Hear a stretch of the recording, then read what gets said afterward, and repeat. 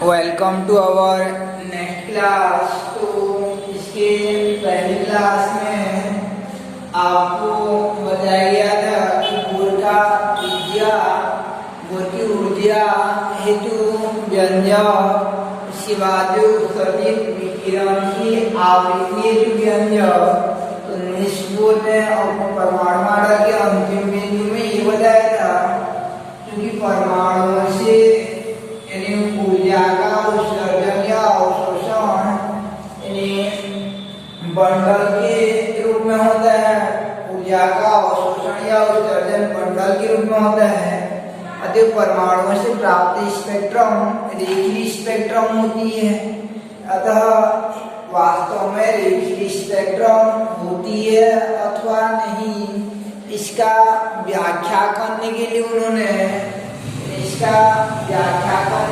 लिए परमाणुओं से प्राप्त स्पेक्ट्रम वास्तव में रेखीय स्पेक्ट्रम है या नहीं, इसका स्पष्टीकरण करने के लिए उन्होंने प्रमाण के रूप में हाइड्रोजन स्पेक्ट्रम को दिया।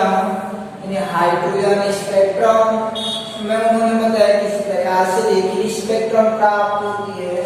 तो आज पढ़ेंगे हम लोग हाइड्रोजन स्पेक्ट्रम, यानी हाइड्रोजन स्पेक्ट्रम।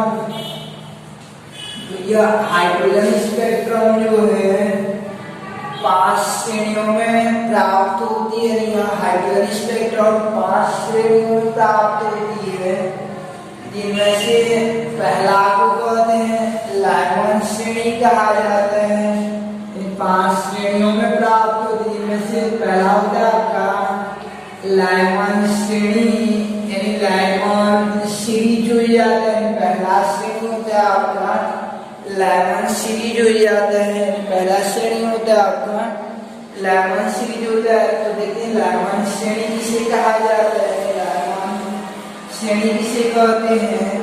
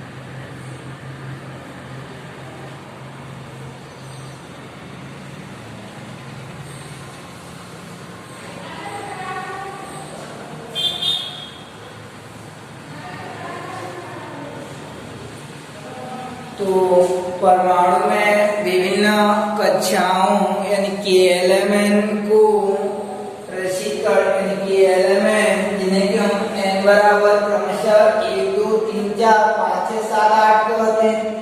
यह लाइमन श्रेणी कब प्राप्त होते हैं? लाइमन श्रेणी कब प्राप्त होते हैं कि जब इलेक्ट्रॉन निम्न ऊर्जा स्तर से उच्च ऊर्जा स्तर में जाता है, तत्पश्चात पुनः उच्च ऊर्जा स्तर से निम्न ऊर्जा स्तर में वापस आता है, तो उस समय स्पेक्ट्रमी रेखाओं का उत्सर्जन करता है। तो जब इलेक्ट्रॉन वापस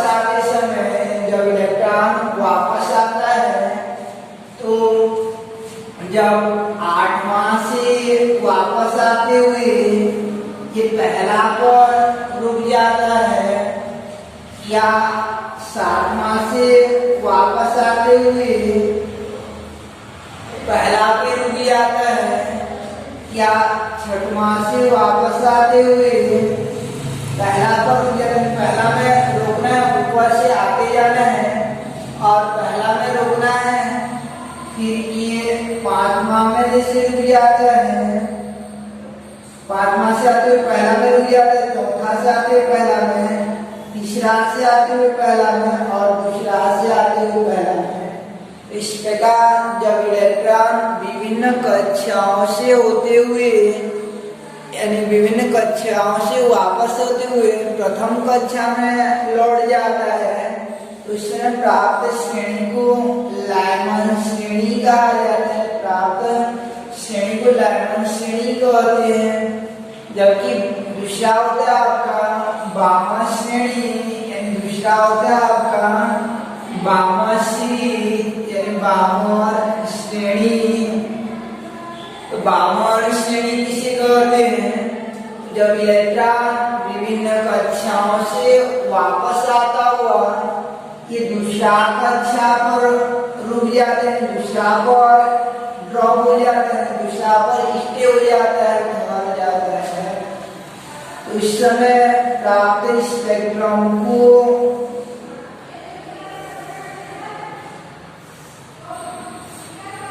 बामा सीरीज कहा जाता है। प्राप्त स्पेक्ट्रम रेखाओं की सीरीज को बामा श्रेणी कहते हैं। जब विभिन्न कक्षाओं से वापस आता हुआ दूसरा पर रुक जाता है तो प्राप्त श्रेणी को बामा सीरीज कहा जाता है। दूसरा श्रेणी को कहते हैं हम लोग ये बामा सीरीज कहा जाता है, यानी सेकेंडरी सीरीज को बामा श्रेणी कहते हैं।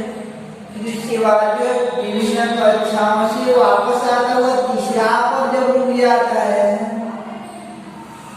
विभिन्न कक्षाओं से वापस आता हुआ तीसरा पर रुक जाता है तो इसे तीसरा को कहा जाता है पांचम श्रेणी कहते हैं, यानी पांचम सीरीज कहा जाता है, पांचम श्रेणी कहते हैं।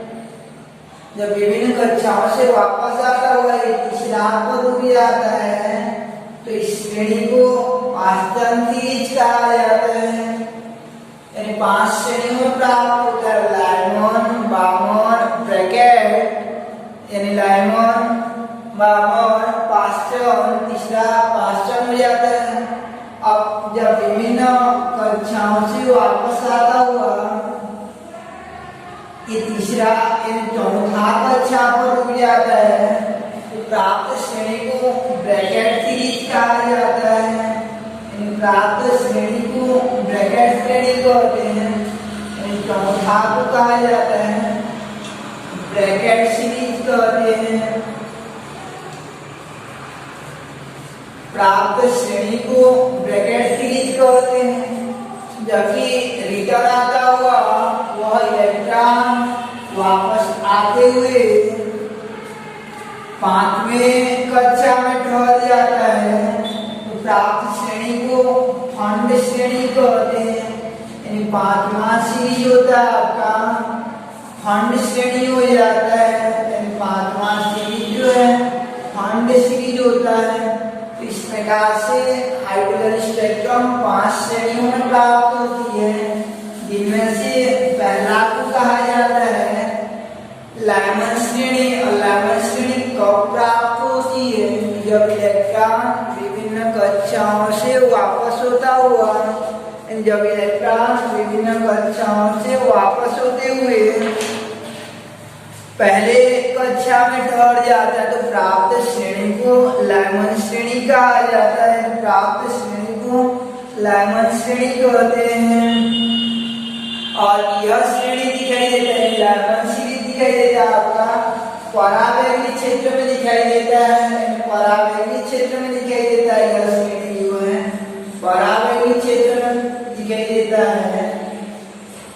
और यानी विद्युत चुंबकीय स्पेक्ट्रम को विभिन्न भागों में बांटा गया है, जिनमें से एक परावैंगनी होता है। जैसे दृश्य प्रकाश होने लगे वैज्ञानिक किनारा साफ रंग बना रहता है तो बैंगनी के ऊपर वाला रंग को परावैंगनी कहा जाता है। तो परावैंगनी और ये बामन श्रेणी जो दृश्य प्रकाश क्षेत्र में पाया जाता है, दृश्य प्रकाश क्षेत्र में पाया जाता है, दृश्य प्रकाश क्षेत्र में पाया जाता है। और यह पांचम श्रेणी पाया जाता है आपका, यानी समीपस्थ अवरक्त क्षेत्र में पाया जाता है, यानी अवरक्त क्षेत्र के पास पाया जाता है यह जो है। जबकि ब्रैकेट श्रेणी जो है मध्य अवरक्त क्षेत्र में पाया जाता है, मध्य अवरक्त क्षेत्र में पाया जाता है। श्रेणी जो पाया जाता है वह दूरस्थ अवरक्त क्षेत्र में पाया जाता है। दूरस्थ अवरक्त क्षेत्र में पाया जाता है। दूरस्थ अवरक्त क्षेत्र में पाया जाता है। इस प्रकार हाइड्रोजन स्पेक्ट्रम जो है 5 श्रेणियों में पाया जाता है। लाइमन, बामर, ब्रैकेट, फॉन्ट, यानी लाइमन, बामर, पास्चन, ब्रैकेट और फॉन्ट 5 श्रेणियों में पाया जाता है। जिनमें से पहला को क्या कहते हैं हम लोग? लाइमन श्रेणी को होती है। लाइमन श्रेणी कब बनता है कि लाइमन सीरीज कब बनता है? जब इलेक्ट्रॉन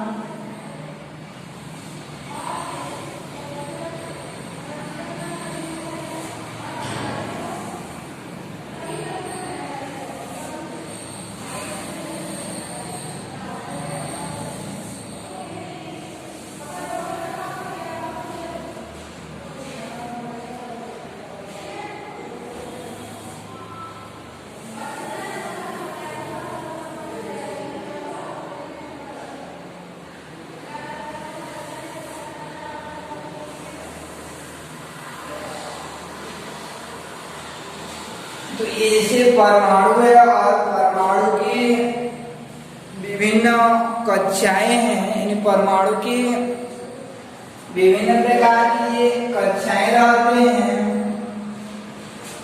और इन कक्षाओं का नाम दे देते हैं लोग क्रमशः के, L, M, N, O, P और क्यू।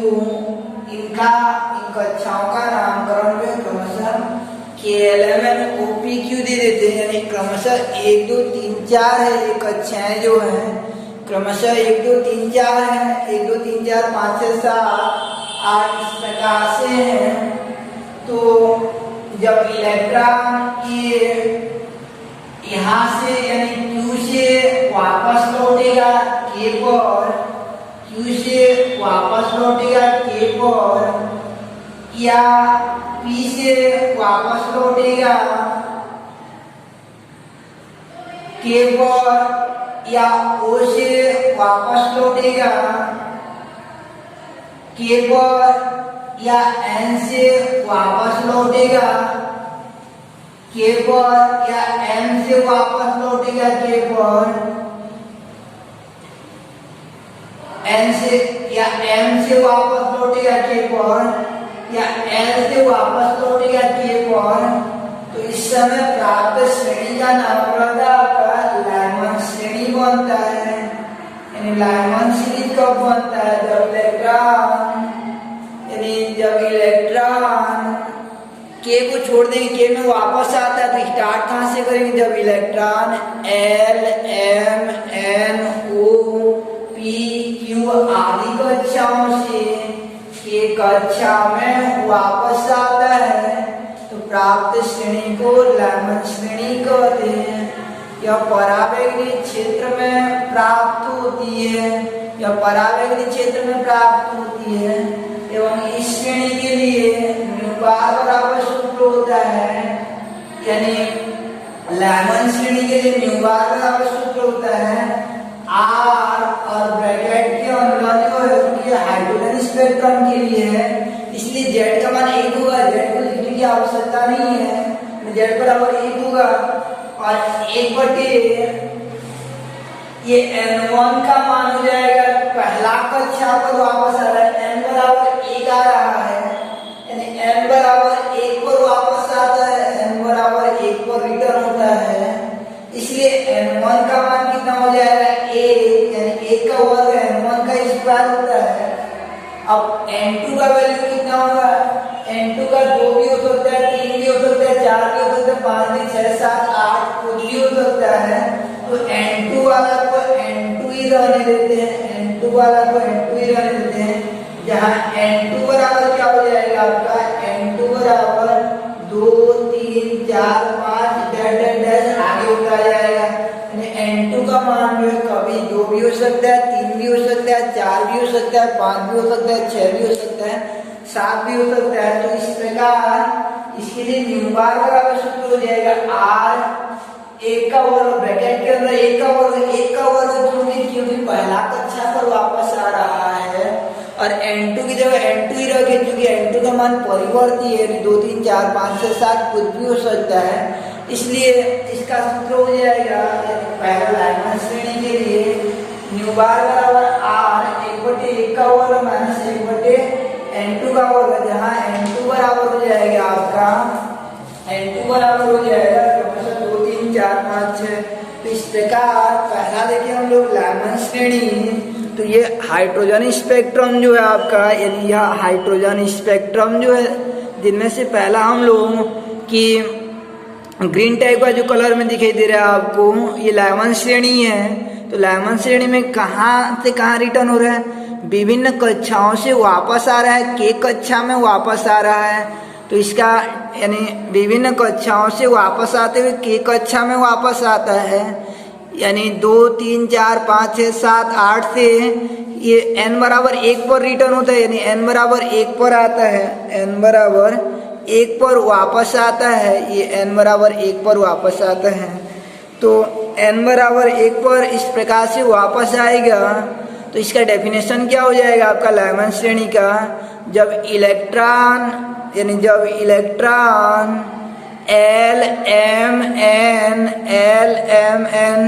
LMN क्यों लेंगे, क्योंकि के पर वापस आ रहा है इसलिए के से स्टार्ट नहीं करेंगे, जहाँ पे वापस आता है वहाँ स्टार्ट नहीं करते हैं, उसके ऊपर से स्टार्ट करते हैं। तो जब इलेक्ट्रॉन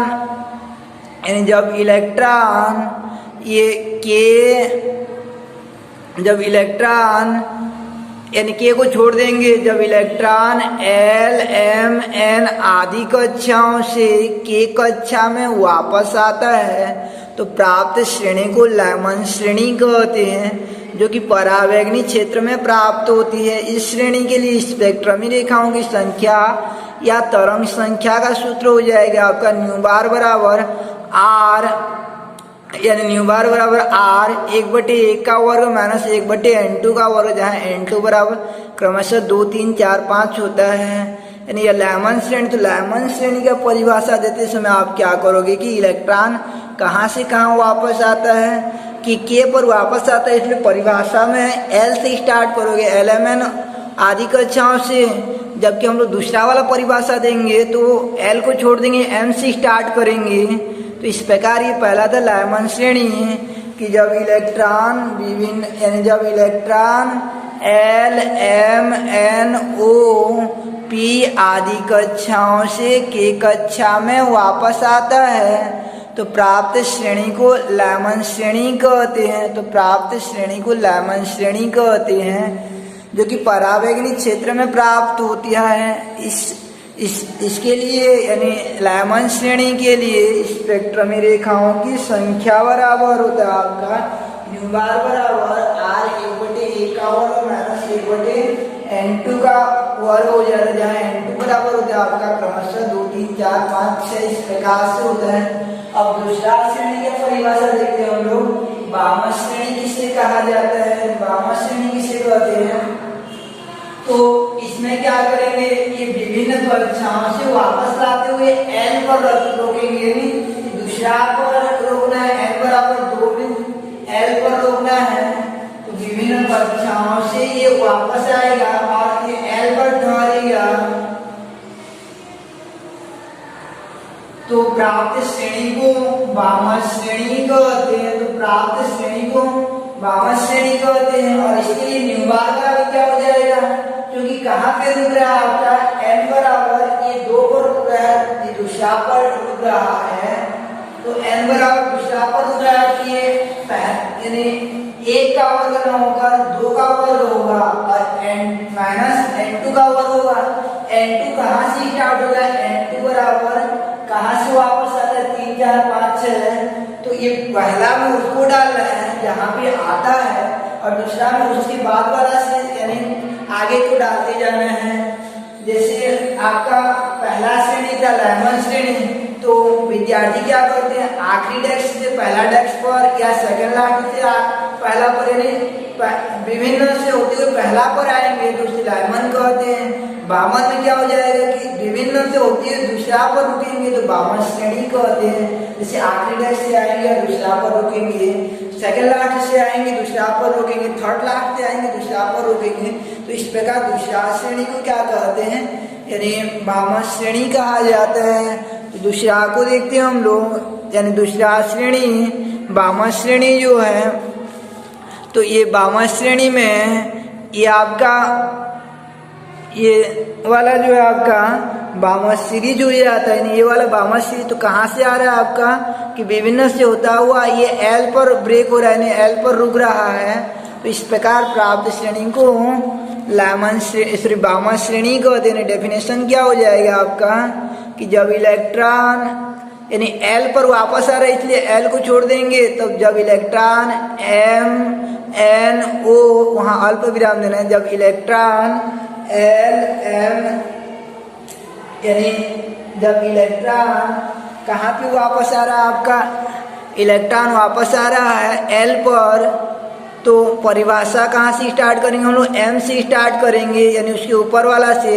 तो जब इलेक्ट्रॉन एम एन ओ आदि कक्षाओं से एल कक्षा में वापस आता है तो प्राप्त श्रेणी को बामन श्रेणी कहते हैं।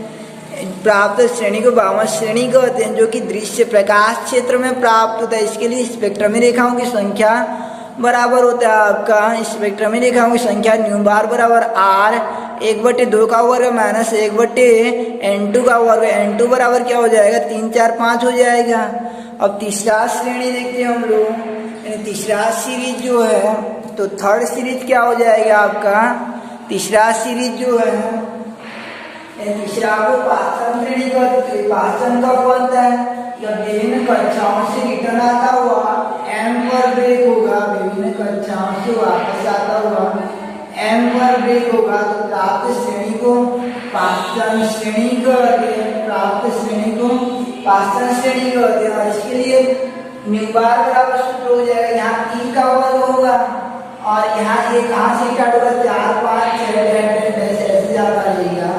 तो ये परिभाषा क्या हो जाएगा कि जब इलेक्ट्रॉन यानी जब electron N O P Q आदि कक्षाओं से एम कक्षा में वापस आता है, जब electron N O P Q आदि कक्षाओं से एम कक्षा में वापस आता है तो प्राप्त श्रेणी को पाचन श्रेणी कहते हैं। इसके लिए न्यू बार बराबर यानी यह श्रेणी जो है पाया जाता है अवरक्त क्षेत्र के पास पाया जाता है, पास वाला अवरक्त क्षेत्र में पाया जाता है। अर्थात ये दृष्टि के बाद जो अवरक्त क्षेत्र आता है तो अवरक्त क्षेत्र 3 भागों में बांटा गया है, मध्य और दूरस्थ और पास।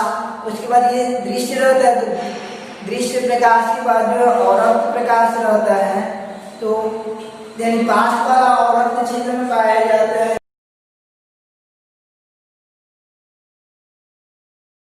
इसके लिए न्यू बार बराबर ये हो जाएगा 3 से स्टार्ट 3 सामने में होगा और n2 जो है 4 से स्टार्ट होगा। इसके बाद चौथा ब्रैकेट श्रेणी की जब विभिन्न कक्षाओं से होता हुआ ये n पर रुकेगा, विभिन्न कक्षाओं से आता हुआ n पर रुकता है तो प्राप्त श्रेणी को ब्रैकेट श्रेणी कहते हैं। विभिन्न कक्षाओं से वापस आता हुआ n पर रुकेगा और यह मध्य अवरक्त क्षेत्र में पाया जाता है। इसके लिए न्यू बार बराबर ये पहला वाला 4 हो जाएगा और n2 का क्या होगा आपका 5 6 7 10 हो जाएगा। और लास्ट में होता है आपका कि खंड श्रेणी, तो विभिन्न कक्षाओं से वापस आता हुआ कहाँ पे रुकेगा आपका कि ये विभिन्न कक्षाओं से वापस आता है ये ओ पर रुकेगा, तो प्राप्त श्रेणी को खंड श्रेणी कहते हैं। प्राप्त श्रेणी को खंड श्रेणी कहा जाता है, जो कि पाया जाते हैं जो दूर वाला अवरक्त क्षेत्र में पाया जाता है। और जिसके लिए n1 का मान जो है ये 5 का वर्ग हो जाएगा और n2 का मान 6 7 से प्रारंभ होगा। तो इस प्रकार ये 5 श्रेणियों में हाइड्रोजन स्पेक्ट्रम पाया जाता है। 5 श्रेणियों में हाइड्रोजन स्पेक्ट्रम पाया जाता है। तो पहला दो को परिभाषा को बता दिया गया था। उसके बाद तीसरा वाला डेफिनेशन क्या आपका कि थर्ड डेफिनेशन कि जब इलेक्ट्रॉन यानी m पर वापस आना तो उसके ऊपर वाला से स्टार्ट करेंगे n से। जब इलेक्ट्रॉन n o p आदि कक्षाओं से m कक्षा में वापस आता है तो प्राप्त श्रेणी को पाश्चन श्रेणी कहते हैं, जो कि समीपस्थ अवरक्त क्षेत्र में प्राप्त होता है। इसके लिए स्पेक्ट्रम में दिखाऊंगी संख्या न्यू बार बराबर r 1/3 का वर्ग माइनस 1/n2 का वर्ग। उसके बाद होता है आपका चौथा ब्रैकेट श्रेणी। जब इलेक्ट्रॉन Q यानी n के ऊपर वाला से स्टार्ट करेंगे। जब इलेक्ट्रॉन O P Q आदि कक्षाओं से n कक्षा में वापस आता है तो प्राप्त श्रेणी को ब्रैकेट श्रेणी कहते हैं, जो मध्य अवरक्त क्षेत्र में पाई जाती है। इसके लिए स्पेक्ट्रम में देखा कि संख्या न्यू बार बराबर हो जाता है आपका r 1/4 का वर्ग माइनस 1/n2 का वर्ग, जहाँ n2 बराबर 5, 6, 7 हो जाता है। और लास्ट में होता है आपका फंड श्रेणी। तो फंड श्रेणी में ओ में वापस आता है तो उसके ऊपर वाला से स्टार्ट करेंगे पी से। जब इलेक्ट्रॉन पी की आदि कक्षाओं से ओ कक्षा में वापस आता है तो प्राप्त श्रेणी को फंड श्रेणी कहते हैं, जो कि दृश्य प्रकाश क्षेत्र में जो कि दूरस्थ अवरक्त क्षेत्र में प्राप्त होती है। इस श्रेणी के लिए यानी इसके लिए स्पेक्ट्रम में रेखाओं की संख्या न्यू बार बराबर 1/5 का वर्ग माइनस 1/n2 का वर्ग, जहाँ n2 बराबर 6, 7, 8 इस प्रकार से होता जाएगा। तो 5 श्रेणियों में प्राप्त होती है। परिभाषा देने के यानी हाइड्रोजन स्पेक्ट्रम 5 श्रेणियों में प्राप्त होती है। तो परिभाषा देते समय क्या करना है आपको कि जहाँ पे वापस लाना है उसके ऊपर वाला से स्टार्ट करते हैं। जैसे हमको K पर लाना है तो L से स्टार्ट करेंगे, L को लाना है तो M से स्टार्ट करेंगे, यानी ऊपर वाला से स्टार्ट करते हैं। तो इस प्रकार वैज्ञानिक नील्स बोर द्वारा जो है वैज्ञानिक नील्स बोर द्वारा कि परमाणुओं से प्राप्त स्पेक्ट्रम रेखीय स्पेक्ट्रम होता है, उसका स्पष्टीकरण करने के लिए इस प्रकार हाइड्रोजन स्पेक्ट्रम को प्रमाण के रूप में दिया और स्पष्ट किया। हाइड्रोजन स्पेक्ट्रम रेखाओं के रूप में प्राप्त होते हैं, रेखीय स्पेक्ट्रम के रूप में प्राप्त होती है। इस प्रकार यह बोर के परमाणु मॉडल का सत्यापन करती है हाइड्रोजन स्पेक्ट्रम।